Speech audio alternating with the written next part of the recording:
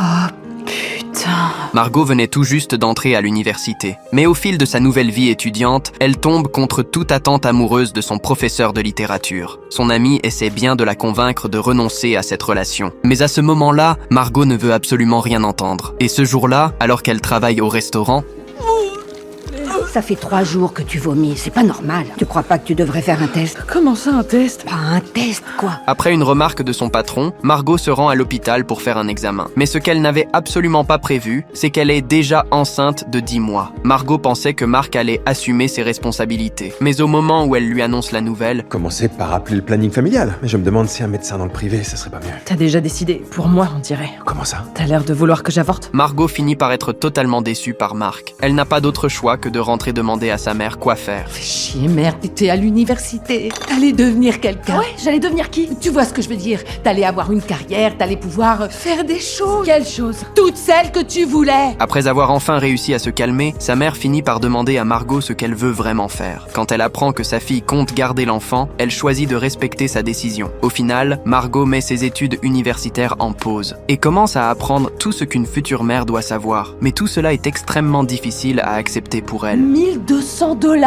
C'est plus cher que le prix de ma voiture. Finalement, sa mère achète une poussette pour le bébé. Mais au moment où elle s'apprête à rentrer, Margot aperçoit soudain Marc sur le parking.